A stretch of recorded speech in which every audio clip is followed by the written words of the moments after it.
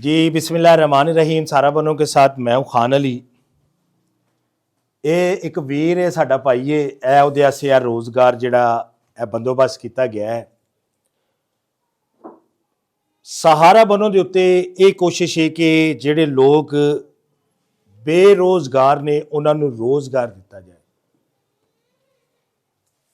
मैं हमेशा किसी नूं पैसा या राशन या इहो जी चीज़ां नहीं पहुँचाता कि जिहड़ा वक्ती तौर पर खा के बाद विच फिर किसी के दर ते जाके फिर खड़ा रहे कि भाई जान मेरी मदद की जाए।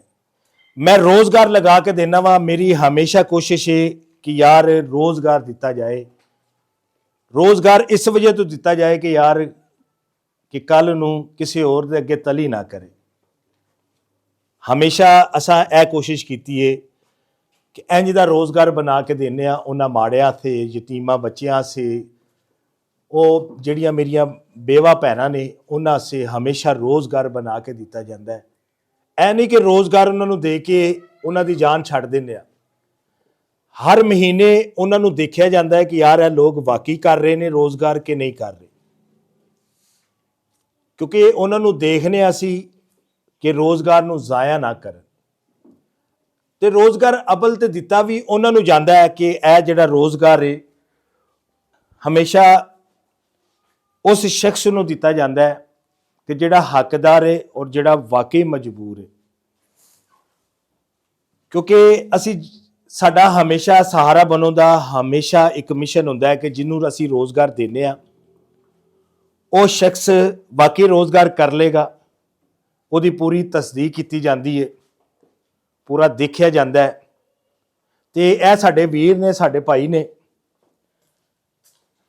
यह साडे वीर ने, साडे भाई ने। तो अज यह रोज़गार इन्हां दा है। इन्हां नूं फैर वज्जा सी।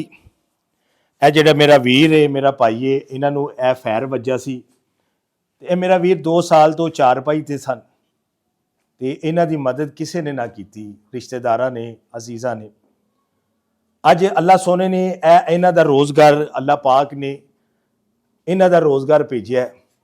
देखो किड्डा सोहना रोज़गार इस शख्स नूं मिलिया।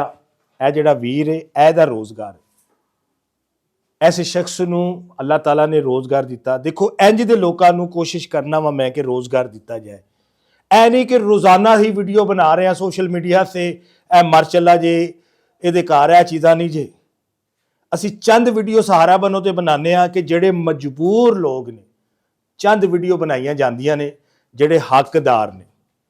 अगर असी इंज ही शुरू हो जाइए कि हर बंदे की वीडियो बना रहे हैं, लो जी वो गलत काम हो जाएगा, वो चीज़ां अच्छियां नहीं।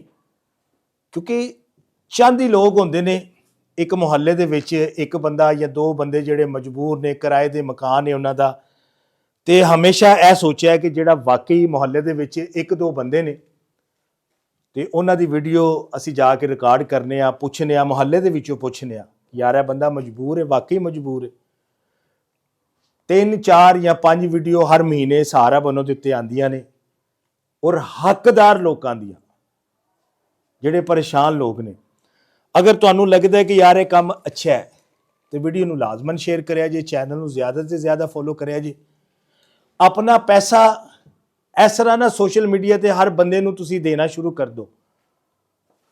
ये नहीं कहता कि मैनूं तुसीं फंड दवो या चंदा तुसां मैनूं देना है, तो ये हरगिज़ नहीं होया। सहारा बनों दे उत्ते हमेशा एक चीज़ सोचिए और हमेशा सोचने आ कि सहारा बनों दे उत्ते चंद वीडियो आंदियां ने, असी अपलोड करने आ। वो इस वजह तो करने आ कि लोकां नूं हालात भी दसी दे ने कि यार लोग बड़े मजबूर होए ने इस टाइम, हालात वहाने असी।